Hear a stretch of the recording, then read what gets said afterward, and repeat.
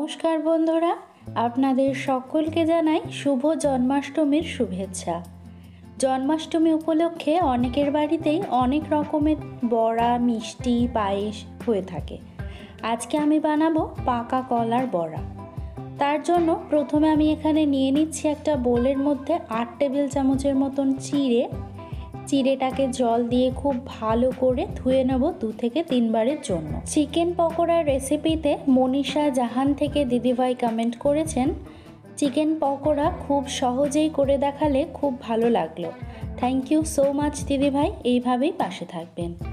এখন চিড়েটাকে খুব ভালো করে ধুয়ে নেওয়া হয়ে গেছে।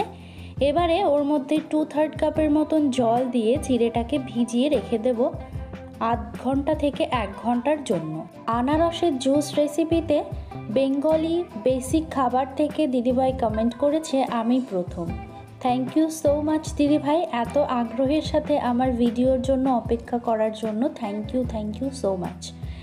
এদিকে আরেকটা বোল নিয়েছি বড় আকারের, ওর মধ্যে নিয়ে নিলাম 5টা পাকা কলা। কলাগুলো যদি বড় হয় তাহলে 4টে নিলেই হবে, এখানে ছোট তাই আমি এখানে 5টা নিয়েছি। এবারে কলাগুলোকে একটা কাঁটা চামচের সাহায্যে খুব ভালো করে ম্যাশ করে নেব। আপনারা চাইলে হাত দিয়েও ম্যাশ করে নিতে পারেন। এবারে মিষ্টির জন্য এর মধ্যে দিয়ে দিলাম আমি 6 টেবিল চামচ পরিমাণে চিনি।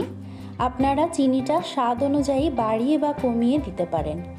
এবারে আমাদের কিন্তু হাতটা ব্যবহার করতেই হবে।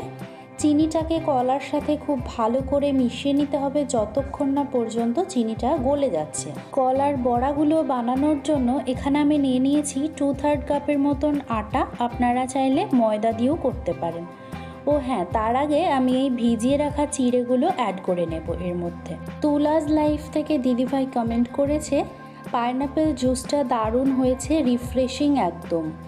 খুব খুব খুব ভালো লাগলো dear, thank you so much দিদিভাই, এইভাবেই পাশে থাকবেন। চিড়েটাকে কলার মিশ্রণের সঙ্গে খুব ভালো করে মিশিয়ে নেওয়া হয়ে গেলে এবারে অল্প অল্প করে ওই 2/3 কাপ পরিমাণ আটা থেকে মিশিয়ে নেব আর খুব ভালো করে মেখে নেব। ইনায়াজ মম ব্লগস থেকে দিদিভাই কমেন্ট করেছেন, দিদি চলে আসলাম, পুরো ভিডিও দেখে নিলাম। দিদি আপনার আনারসের শরবতের রেসিপিটা দারুণ হয়েছে, 569 নাম্বার বন্ধু হলাম। থ্যাংক ইউ সো মাচ দিদিভাই, এইভাবেই পাশে থাকবেন। এবারে এর মধ্যে দিয়ে দেব আরও 1/4 কাপ পরিমাণ অল পারপাস ফ্লোর বা ময়দা। আপনারা চাইলে এই বড়াটা পুরোটাই ময়দা দিয়ে করতে পারেন অথবা আটা দিয়ে করতে পারেন। দিয়ে খুব ভালো করে আবারও সব কিছুকে একসঙ্গে মিশিয়ে নেব। তারপর দিয়ে দেব 1/8 টিস্পুনের মতো নুন যাতে টেস্টটা ব্যালেন্স হয়।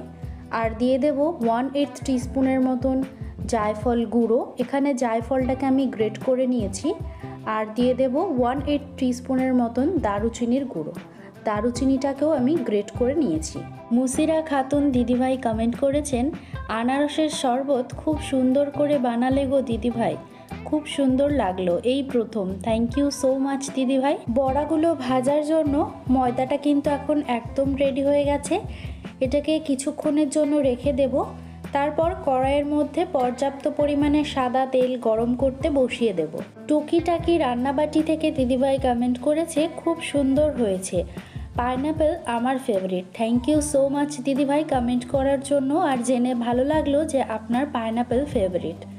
এদিকে তেলটা কিন্তু গরম হয়ে গেছে আর আমি একটুখানি চেক করে দেখে নিলাম যে গরম হয়েছে কিনা। তো দেখতেই পাচ্ছেন ওটা কিন্তু উঠে চলে আসছে, তার মানে আমাদের তেলটা একদম ভালোভাবে গরম হয়ে গেছে। আর আমি বড়াগুলোকে আস্তে আস্তে করে দিয়ে নিচ্ছি। এবারে এপিঠ ওপিঠ উল্টে মিডিয়াম টু লো ফ্লেমে লালচে রং ধরা পর্যন্ত বড়াগুলোকে ভেজে নেব। গৃহবধূর কলমে থেকে দিদিভাই কমেন্ট করেছেন, আনারস কাটাটাই মুশকিল, জুসটা খুব সুন্দর হয়েছে মনে হচ্ছে। সত্যি টক মিষ্টি ঝালের একটা দুর্দান্ত কম্বিনেশন, খুব সুন্দর হয়েছিল খেতে। এইদিকে কিন্তু বড়াগুলো ভেজে নেওয়া হয়ে গেছে আর কতটা সুন্দর কালার এসেছে। এবারে আমি তেল ঝরিয়ে এই বড়াগুলোকে তুলে নেব। রেডি হয়ে গেল আমাদের আজকের রেসিপি পাকা কলার বড়া। রেসিপিটা কেমন লাগলো অবশ্যই কিন্তু কমেন্ট করে জানাতে ভুলবেন না। আজ এই পর্যন্তই, বাই।